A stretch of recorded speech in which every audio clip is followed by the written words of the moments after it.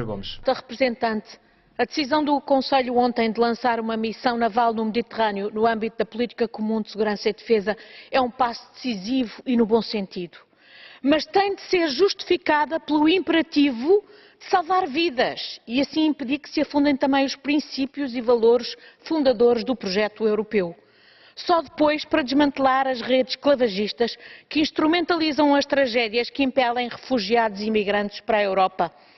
É deplorável neste contexto que alguns governos recusem aceitar cotas para o acolhimento de pessoas necessitadas de proteção. Esta é uma missão que tardava. A tragédia do Mediterrâneo não começou ontem e é um problema de todos na Europa e não de apenas alguns Estados na linha da frente.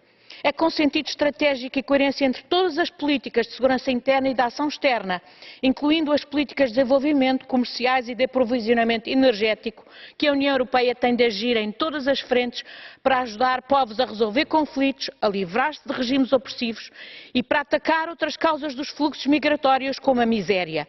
Abrir vias legais para migrantes é indispensável para retirar o lucro aos traficantes e dar oportunidades a quem desespera por elas. E a Europa, em declínio demográfico, tem de assumir que precisa de imigrantes. Impõe-se não demorar mais, pormos no mar a EUNAVFOR Mediterrâneo. Impõe-se também fazer o trabalho de segurança, de desenvolvimento e de apoio à governação na vizinhança, a sul, nomeadamente, na Líbia, na Síria e no Iraque. É chocante a inexistência de coordenação entre os europeus com fornecimentos militares a forças no Iraque e na Síria e para formar combatentes contra o Estado Islâmico. Noutra frente, urge preparar um compromisso que terá de ser de longo prazo. Falo da Líbia, onde temos especiais responsabilidades por ação e omissão e onde temos interesses estratégicos e até temos hoje o interesse vital de não deixar que se transforme num santuário de terroristas à nossa porta. Importa programar empenho europeu no apoio à capacitação, inclusive na organização do setor de segurança, no pressuposto que o representante especial das Nações Unidas, Bernardino León, consegue forjar acordo para um governo de unidade nacional. Mas se não conseguir, e a falência do Estado na Líbia se prolongar e agravar, convenhamos que precisaremos de intervir para a nossa própria segurança e defesa, devendo desde já trabalhar para buscar respaldo pelo Conselho de Segurança das Nações Unidas. Para esta missão no Mediterrâneo, avançamos sem mandato do Conselho de Segurança e apesar dos esforços da Sra. Alta Representante recentemente em Nova Iorque. Está em causa, de facto, como disse, a responsabilidade de proteger, salvando vidas e combatendo os esclavagistas. Mas esta falha evidencia a necessidade premente de uma reforma do Conselho de Segurança das Nações Unidas.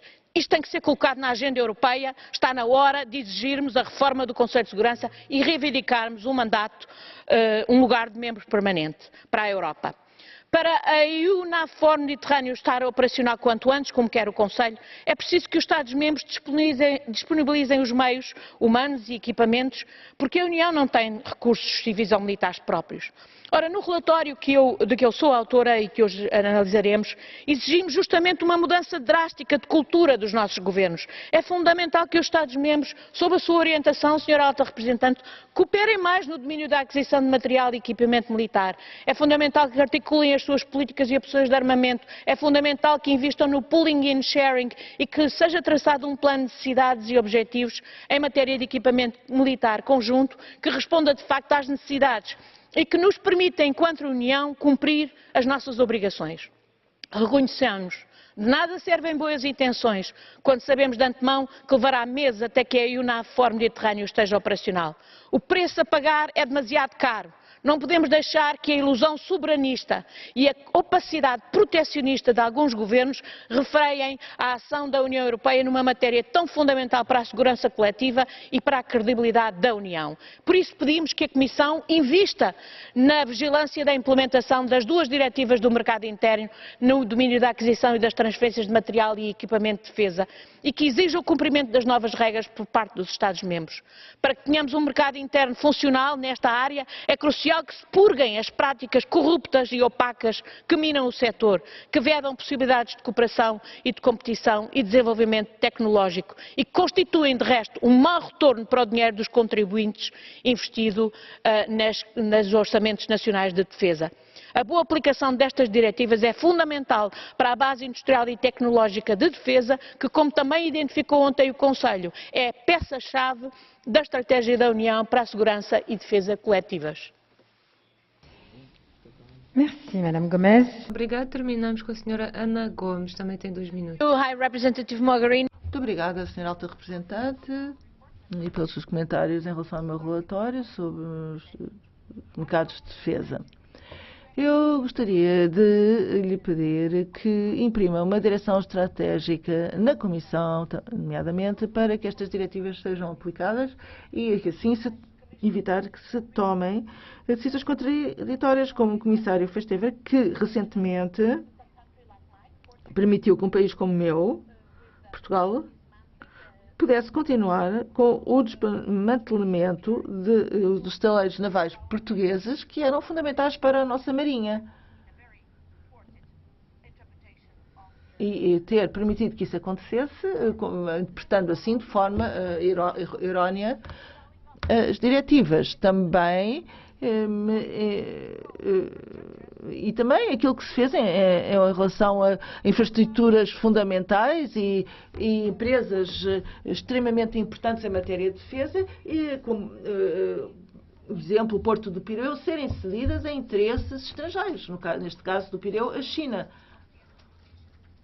Quanto ao financiamento das missões e das missões militares, não se trata apenas de partilhar os encargos. É a única forma de encorajar uma nova geração de forças militares. É necessário ultrapassar as barreiras burocráticas e políticas que impedem a colaboração entre Estados-membros e entre as agências especializadas da União, de forma a que as operações civis e militares possam decorrer da melhor forma. Como sabem, a Agência Marítima Marítima Europeia está baseada em Lisboa e podia dar informações cruciais no campo do que se passa no Mediterrâneo, mas não tem mandato para isso. Isso não está bem. Será que não devíamos reconhecer o contributo possível dessa agência? Para concluir, nós necessitamos mais Europa de defesa, mais defesa, porque os desafios que temos à nossa frente não podem ser resolvidos por um só país. Geschlossen. Muito obrigada. Assim encerramos o debate. Na quinta